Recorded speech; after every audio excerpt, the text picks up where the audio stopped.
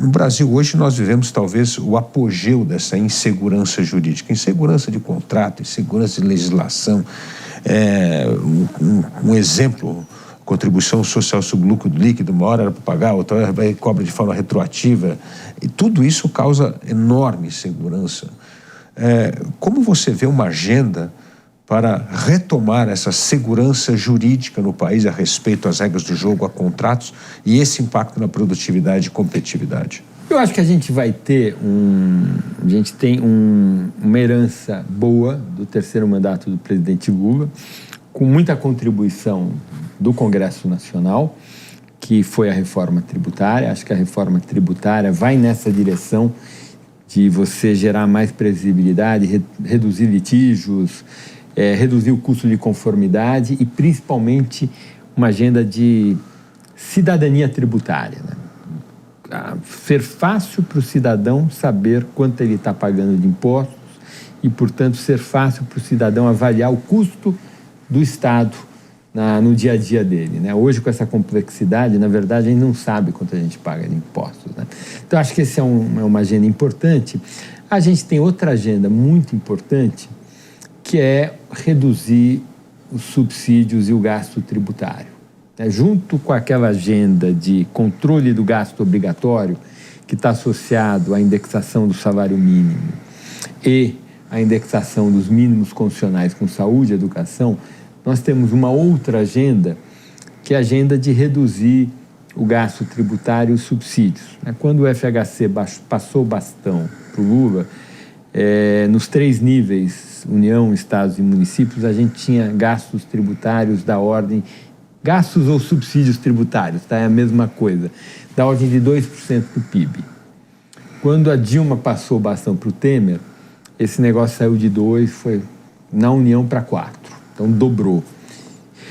É um aumento muito expressivo do gasto tributário e a gente está perdendo essa batalha. Acho que o Congresso brasileiro, até pela má qualidade da liderança, a forma de construir a coalizão e a forma do executivo dialogar e exercer o poder conjuntamente com o legislativo, acho que os últimos governos a gente foi mal nisso, e aí gera um conflito entre o executivo e o legislativo, e a solução desse conflito é que o legislativo acaba respondendo menos ao executivo, menos à liderança do executivo, ao plano de governo do executivo, e aí aparece um legislativo meio disperso, um pouco centralizado, forças centrífugas, que faz com que o legislativo responda muito aos grupos de pressão. E a ação dos grupos de pressão coloca uma série de penduricários na lei, uma série de subsídios, uma série de isenções que não atende ao interesse coletivo, mas atende ao interesse deste ou daquele grupo.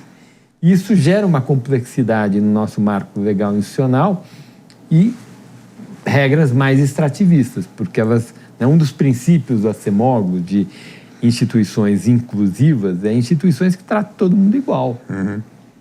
E o que a gente tem no Brasil, isso piorou muito nos últimos 15 anos, é que a gente tem um monte de regras que cria exceção para grupos que não tem muito sentido aquela exceção. Aquela política pública não faz muito sentido.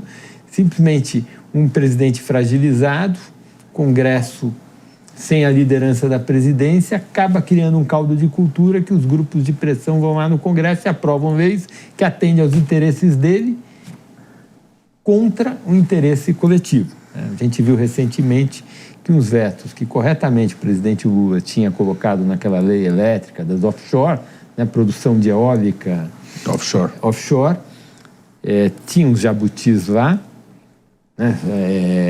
subsídio para pequenas centrais elétricas, subsídio para manter a produção de algumas usinas a carvão mineral, gente, pelo amor de Deus, e coisas assim que não eram para aqueles vetos do presidente Lula caírem. Os vetos estavam corretos e o Congresso derrubou.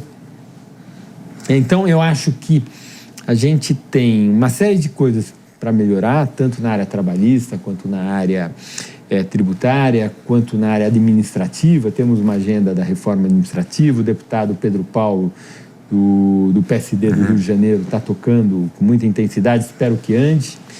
Espero que haja uma colaboração nessa área de reforma administrativa do Congresso com o Executivo. A gente tem a ministra Esther Dweck, que está muito bem assessorada nessa área.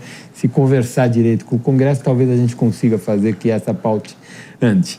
Mas, principalmente, eu acho que a pauta dos subsídios e dos gastos tributários, elas vão muito contra a ideia de instituições inclusivas do ACEMOGO.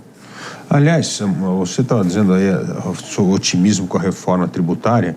Eu entendo que a reforma tributária, a criação do imposto de valor agregado é ótima, ela acaba com a cumulatividade dos impostos, é uma coisa muito positiva, simplificação de regras, mas no fim, essas exceções acabou, o Brasil provavelmente vai ter o IVA mais alto do mundo e um período muito longo de transição entre um sistema e outro. Você não se preocupa com essas duas coisas? Eu fico triste. Não é a reforma dos sonhos, né? É a reforma possível. Mas eu acho assim, primeiro, essa reforma possível, com todos os defeitos dela, é muito melhor do que o que nós temos hoje. Então, houve um avanço grande. E para olhar a parte mais cheia do copo, né, em vez de discutir um pouco a parte vazia, é que foi uma reforma muito complexa, porque envolve todos os impostos indiretos, né?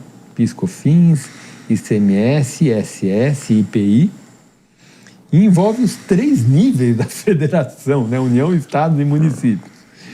E a gente conseguiu aprovar isso com democracia funcionando, né? E isso é bonito. Isso faz com que nós tenhamos alguma esperança e a gente pense, olha, alguma funcionalidade com todos os problemas no nosso sistema político há.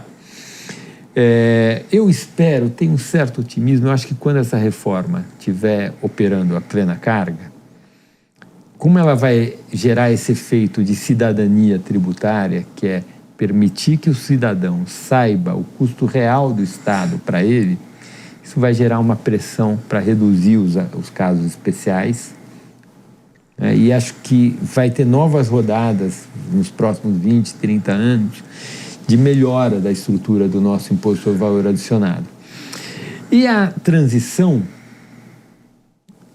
tem uma coisa muito boa nessa reforma. Talvez o assinante não esteja, o espectador não esteja ciente dela, que é imposto. Tem um problema. Imposto tem 2 pontas de imposto, né? Tem a ponta pagadora e tem a ponta recebedora. Quem paga, como são impostos indiretos, quem paga são as empresas e quem recebe são os governos. O problema é que, como é um monte de impostos indiretos, tem imposto que é da município, tem imposto que é estadual, tem imposto que é federal, da União, e a gente vai simplificar em 2 impostos que são idênticos, na verdade é um imposto só.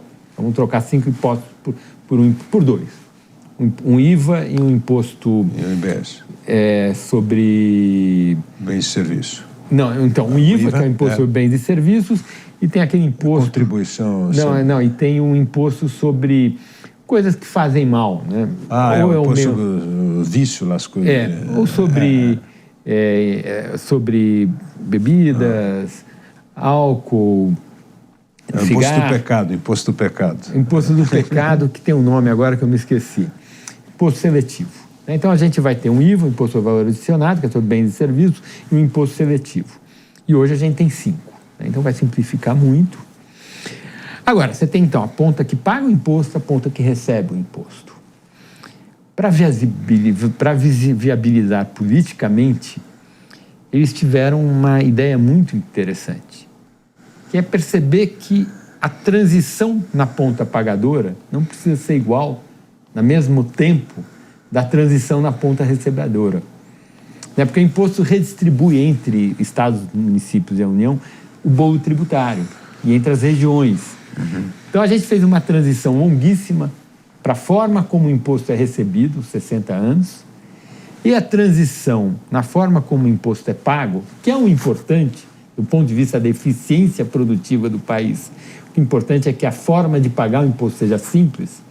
É uma transição de 7 anos, mais ou menos. Ainda é muito, mas não deu para ser mais rápido, porque a gente tem os benefícios da guerra fiscal e o judiciário disse que há um direito adquirido, e é esse direito adquirido associado aos benefícios da guerra fiscal que impedem que na ponta pagadora de impostos nós tenhamos uma transição mais rápida. Então, é uma transição quão rápido possível, segundo a legislação, na prática de 7 anos, e na ponta que recebe uma transição bem longa para que os governadores, prefeitos não bloqueassem a reforma tributária. Então, acho que foi o possível.